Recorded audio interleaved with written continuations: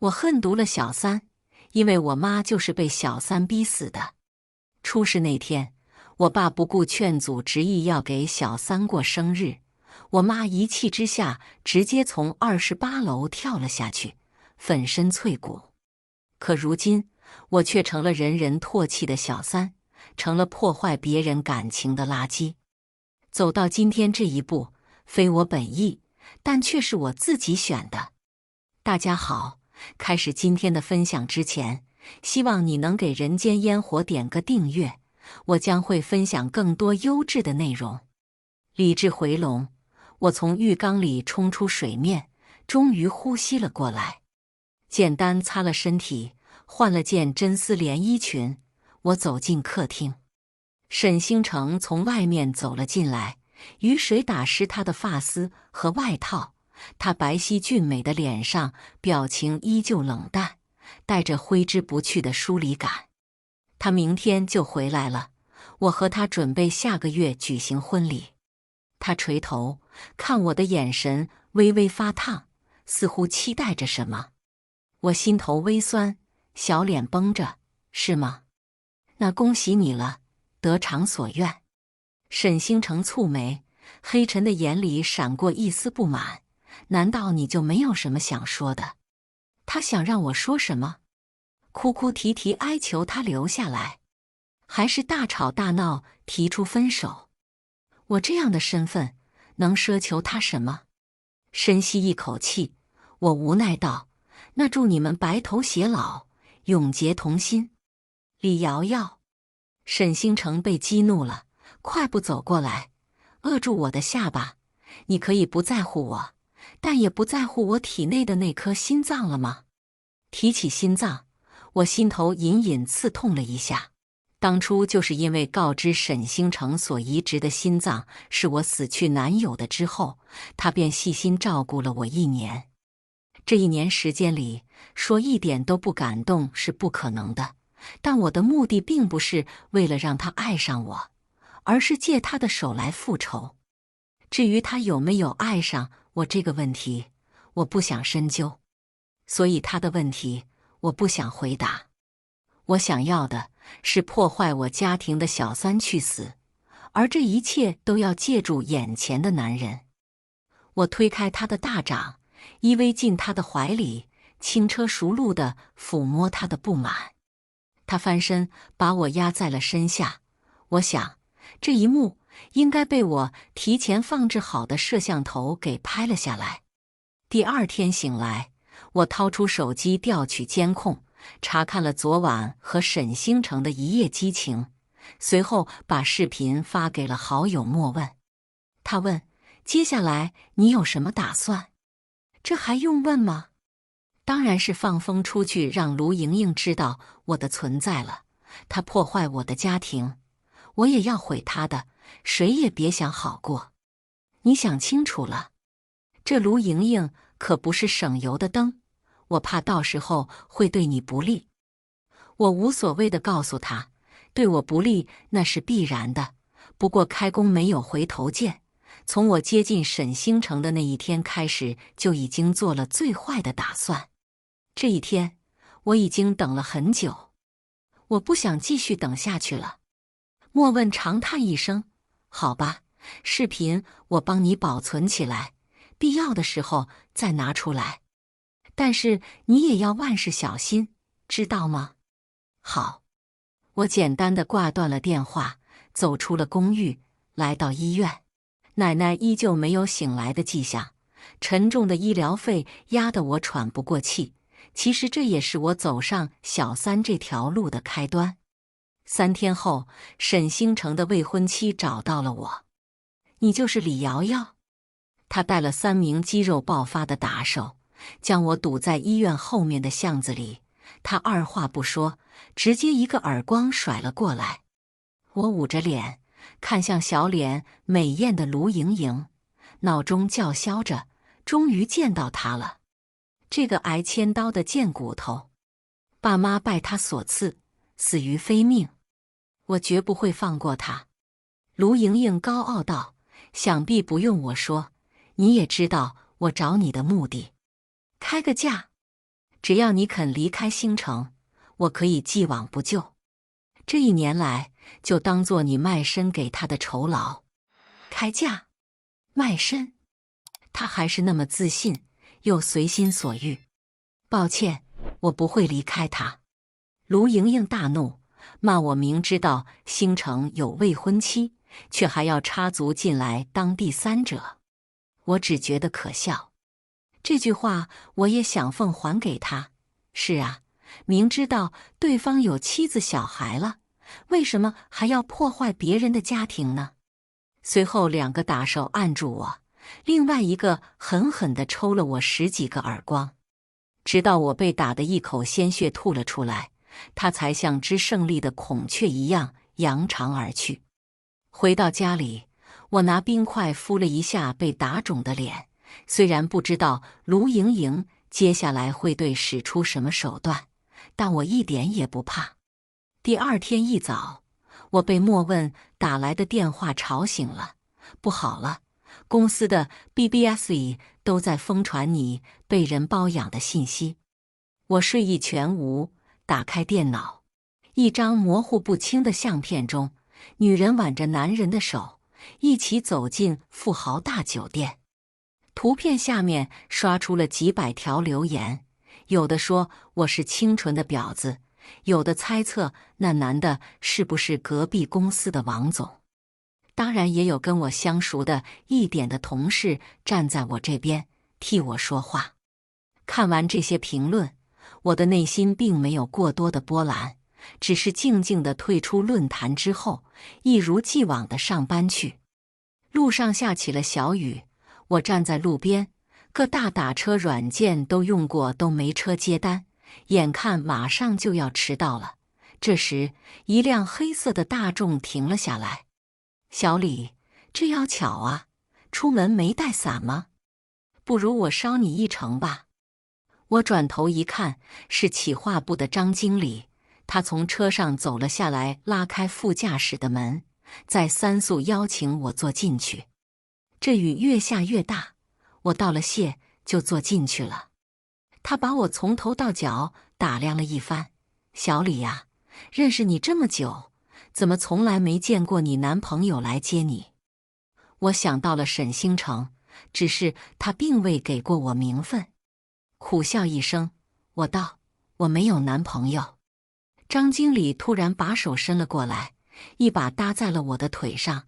虽然你在公司很能干，但女孩子嘛，再怎么有本事也需要男人呵护。我吓了一跳，一把拍开他的手。这里又没有其他人，你装什么清纯？现在整个公司都知道你被包养的事情了，反正都是卖，这卖一个是卖，卖2个也是卖。不如伺候我，以后工作上我也会多照应你。停车。张经理不依，还死皮赖脸地说道：急什么？拐个弯才到酒店呢，你再怎么急也不至于要在这里直接玩吧？王八蛋！我气急败坏之下，一个耳光甩了过去。别碰我，否则别怪我把事情闹大，你我都别活了。张经理捂着火辣辣的脸，半天说不出一句话来。我推开副驾驶室的门，仓皇逃离。等到下班，就在大伙下午准备打卡回家的时候，外面突然闯进了一个肥胖的妇女，她身后还带有几个跟班。她走到我面前：你就是瑶瑶。长得一脸狐媚样，不愧是当小三的好材料，把我老公搞得差点脱精了，现在还有脸回公司上班。女人话音一落，办公室里一片惊呼，他们都用怪异的眼神看向了我，有的还夹着几丝幸灾乐祸。我诧异道：你丈夫是谁？有人看到你们的车子在酒店附近停过，你还敢装糊涂？原来她是张经理的老婆。不等我解释，她就带着人扑了上来，撕扯我的头发，还要扯掉我的衣服，扬言要我的果照发朋友圈发抖音。大，让他尝尝记性，知道勾引别人老公的下场。我被打得浑身剧痛，他们却还不解气，一把揪住我的头发，拿打火机往上凑，烧了你的头发，再毁了你的脸，看你还怎么勾引男人。我剧烈挣扎，却挣脱不开。突然，一件西装外套罩在了身上。沈星辰看着我，眼神夹着担忧、心疼和愤怒。别怕，我来处理。半个小时后，张经理被辞退，张太太等人都被带去了派出所。听说等录完口供，就要因故意伤人罪被判了。录完口供，我去医院简单的处理了一下伤口，便被沈星辰送回了公寓。看着他凝重的脸色，我猜他心里应该有我，或许只是一点点。虽然相处1年了，他从来没有说过爱我，但这也足够我豁出去冒险了。我想了想，认真道：知道我为什么不公布照片里的男人就是你吗？因为就算把你供出来，也能改变我是小三的事实。沈星辰微怔，眸底闪过一丝刺痛。沈太太的位置对你来说就这么重要？娶她是爷爷留下来的遗愿，由不得我在这里儿女私情。你也答应过我，不会将我们的事公开出去。我愣了愣，有些失落。当初为了接近沈星辰，我答应了他开出的所有条件，本以为自己有信心打动他，从而改变这一切。可事实证明，这一切都只不过是我异想天开罢了。他比我想象的还要有原则的多。我怀了你的孩子，你愿意自己的孩子一生下来就要接受私生子的命运，一辈子也抬不起头做人吗？沈星辰眸中闪过一丝异样，不知道是惊喜还是愤怒。我屏息凝神，死死攥紧手心，期待地等着他的决断。等了很久，他都没有给我一个明确的目的答复，只说会安排个佣人过来照顾我。待沈星辰离开，我再次联系了莫问，让他把我怀孕的消息散布出去。莫问再三劝我理智一点，不要急于一时，毕竟消息泄露的越多，对我的处境越危险。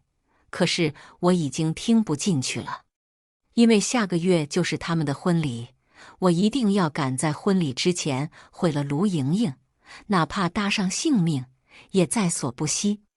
隔天，公寓里来了个佣人。王姐看起来憨厚老实，能做一手好菜，可是孕初期的我什么也吃不下，基本上是吃什么吐什么。网上关于我是小三的内容，一夜之间全部消失了。我知道这是沈星辰的功劳，但他终究没有给我想要的东西。而从那天之后，他再也没来这里。我摸了一下还没有隆起的肚子，独自一人来到医院，握紧奶奶那瘦如枯枝的手，我忍不住哭了起来。怎么办？再过不久她就要跟卢莹莹结婚了，我不但没有替妈妈报仇，甚至还怀上了她的孩子。说好了接近她，只不过为了复仇而已。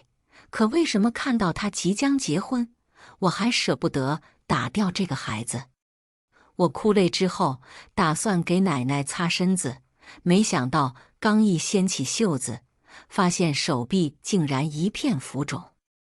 我急忙叫来护士问及原因，他们解释说是科室里来了个实习生，不小心打错了药水，不过问题并不严重，所以就没有通知家属。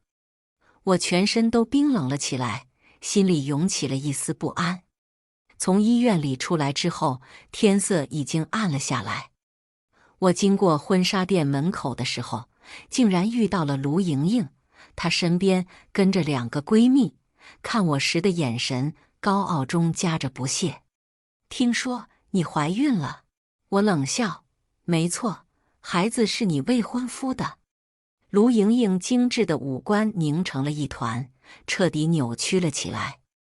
她身后的2个闺蜜更是大骂我是绿茶婊，还扬言要我自己亲手扼杀腹中胎。卢莹莹忽然道：“你今天应该去看过奶奶了吧？看到她满手浮肿的样子，是不是很好受？想要你奶奶安好，接下来该怎么做，应该不用我教吧？”说完，她便大摇大摆地离去了。那一刻，我全身的温度都冰冷起来。原来打错药水是蓄意而为之的，为了赶我走，连这种事情都做得出来吗？怎么办？报警吗？可我并没有证据。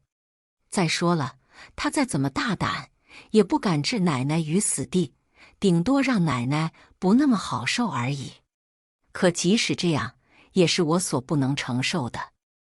我思来想去，转身走进旁边的药店，拖着疲倦的身体，我慢慢地回到家里。王姐炖了一锅安胎汤，劝我喝下。看着汤，我泪如雨下，拿出白色药丸，一起咽了进去。没过多久，腹部开始传来剧烈的疼痛感，我倒在地上。昏睡中，我被沈星成叫醒。他气急败坏地问道：“你刚才吃了什么？”我苦笑：“堕胎药。”沈星成愕然地看着我，眼神微沉：“因为没有给你沈太太的头衔，你就要把孩子打掉吗？让我打掉孩子的不是头衔，而是你的未婚妻。”沈星成脸上露出了一丝错愕，或许是怀疑我说的话。毕竟卢莹莹在人前是乖乖女，是连只蚂蚁都不忍心捏死的人，又怎么可能对毒害一条生命？相比之下，我这个万人唾弃的小三才是十恶不赦的。沈星成没有心思去分辨我说的是真是假，强行捏开了我的嘴巴，然后伸手指去抠喉咙，直到刚才咽进去的汤水和药物全部吐出来之后，他才松了一口气，但看我的眼神却多了几分冷漠。随后，他交代王杰好好看住我之后，便愤怒地转身扬长而去了，像是要去找卢莹莹当面对质。看着那颗药丸，我撕心裂肺地笑了起来，原来他在乎啊。可过了2周，我却等来了他们婚礼如期举行的消息。真可笑，或许在沈星成的心里，我根本什么都不是。既然不是，我为什么要生下这个孩子？婚礼开始前夕，我偷偷联系了莫问，确认一切至于安排妥当之后，才混入了人群之中。神父打开了圣经，惯例地询问着你是否愿意的问题。就在交换戒指最后一个环节的时候，原本播放2人幸福画面的屏幕上突然响起了呻吟声。所有人吃惊地齐齐望向屏幕，只见画面里出现了2个衣不蔽体的身影。沈星成粗鲁地扯掉了我身上的衣物，并疯狂地亲吻着。不知道沉寂了多久之后，人群终于炸了起来。卢莹莹死死地瞪着屏幕，脸色一片惨白。最后还是卢太太冲上台来，勒令马上把屏幕关掉。我走上舞台，阻止他们。卢莹莹错愕之后，望向沈星成：“快告诉大家，李瑶瑶是趁你喝醉的时候假扮成我才跟你发生关系的，你根本就从来没有爱过她。”谁说没有？莫问从人群之中跳了出来。张太太大闹办公室的时候，是谁为瑶瑶挺身而出，并带她去医院的？还有，论坛上不是说她被包养吗？别人看不出相片里的那个背影是沈星成，难道你也认不出来？来宾们纷纷掏出手机，打开了相片对比，发现背影果然是沈星成的。卢莹莹气急败坏，大骂我是不要脸的小三。我从怀里掏出了一张相片，反问：“我是小三，那你又是什么？”他定睛一看，脸色再度苍白了起来。台下的人纷纷把目光聚集在我手上的那张相片上，有人认出里面的人就是5年前的江南才子李月。接着又有人道出了李月当年的风流事迹，因为跟一富家女相恋，所以抛妻弃女。李月的糟糠之妻为了挽回他的心，在小三生日那天从28楼跳了下来。李月本以为自己一片真心便能入赘豪门，结果不足半年，该富家女嫌弃他臭名昭著，很快便另寻新欢了。郁闷寡欢之下，李月日日借酒浇愁，最后还因酒醉丧生于车轮底下，仅留下还在读高中的女儿和年迈多病的母亲。卢莹莹脸色惶恐地倒退了一步，终于知道了我的真实身份，李月的女儿。当着众人的面，我说出了卢莹莹当年的丑行，百般勾引我父亲，还逼死了我妈。一旦激起千层浪，台下混乱了起来，讨论声越来越大。那些人看我的眼神，由开始的愤怒变成了同情，看卢莹莹的眼神也就由同情变成了极致的愤怒。看到这一幕，我终于畅快了，忍不住大笑了起来。王八蛋，我杀了你！气急败坏之下，卢莹莹猛地一把将我从礼台上推了下去，耳边响起了一片刺耳的惊叫声。我感觉到头部有一股热流拼命地涌了出去，下一瞬我就失去了意识。醒来时，我已经出了 ICU 病房，转入一般病房。躺好后，我打开微博，如我所料，这场婚礼登上了热搜。一夜之间，卢莹莹变成了万人唾弃的对象。接着媒体还挖掘了她更多的不堪事迹，读高中时就跟社会青年混在一起，18岁就堕过胎，甚至大学时因跟人抢男朋友而大打出手，从而被学校记过。我没有笑，毕竟我也付出了惨痛的代价，孩子没有了。虽然已经成功报复，但我知道事情肯定不会就这样完结，因为卢家吃了鳖，又怎么可能会就此罢休？既然大仇已报，也许是时候想坦白关于心脏的事了。其实移植到沈星城心口的那颗心脏，根本就不是我前男友的，我当初只是用这样的借口接近他而已。这时，微信有个陌生人给我发了一段视频，奶奶被转移到了一个不知名的地方。我全身瞬间冷却，手也微微颤抖。一个陌生的号码打了进来，李瑶瑶，如果我现在把你奶奶的氧气管拔掉的话，你说她会不会死得很痛苦？我尽量迫使自己冷静下来，你到底想怎么样？半小时之内到余峰山来，我要你死在我的面前。一命抵一命，我别无选择，立即拨打医院的电话，确认奶奶被卢莹莹带了几个混混闯入医院，强行带走。院方那边已经报警。随后，我马上打电话给沈星城，便先行去了目的地。卢莹莹站在了山顶的悬崖边，旁边冰冷的地板上停放着一具尸体。是奶奶！奶奶！奶奶！我撕心裂肺地扑了过去，泪水沾染了衣襟，却发现奶奶已然没有了气息。卢莹莹不屑地笑道：“我知道斗不过你，所以只能提前拔管，把怨恨发泄在你奶奶身上。你都不知道氧气管拔掉的时候，你奶奶的身子抽搐的有多厉害。如果她临死之前看到的那个人是你的话，应该走也走得很开心。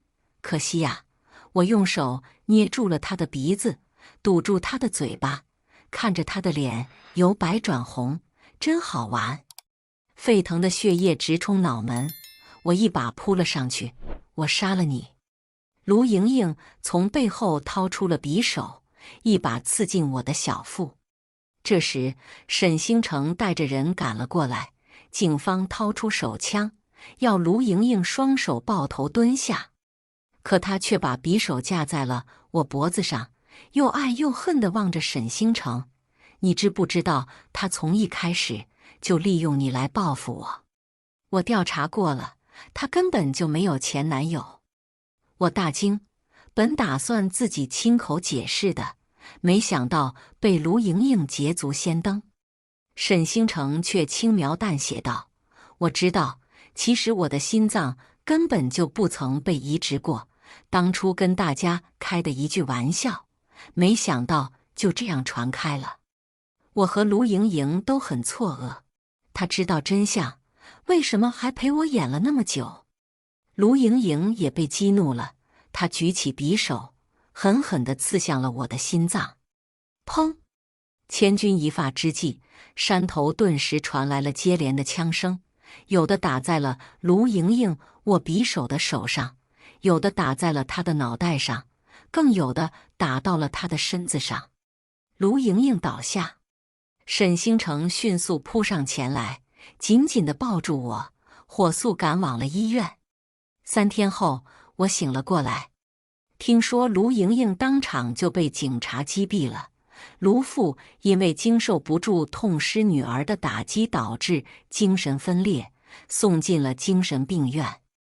卢母见无人可依靠，很快便跟有妇之夫好上了。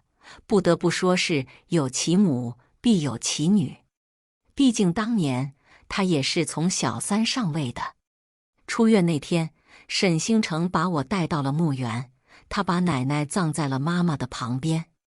看着墓碑上2张黑白相片，我转眼望向沈星城，既然你的心脏从来就没有换过，为何当初我以此借口靠近你的时候，你却不拒绝？沈星城笑着摇了摇头，第一眼看到你的时候，我就已经喜欢上你了。既然你主动接近，我何不将计就计？只是当年家里联姻的事情，才没有办法向你表白。原来真正被蒙在鼓里的人是我。从一开始，2人都是别有用心的靠近，可有心就会生情。